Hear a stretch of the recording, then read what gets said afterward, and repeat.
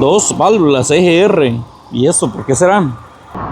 Este auto llegó con luz de check engine encendida, con códigos de misfire y de sensor de detonaciones, pero yo sospecho que la EGR está dándome problema para los misfire, porque me doy cuenta que el sensor MAP no me muestra que las válvulas están apretadas. En misfire solo me dice no, miren, y en esto me está diciendo yes. Pero vamos a ir para atrás. Quiero ver los códigos que tenemos.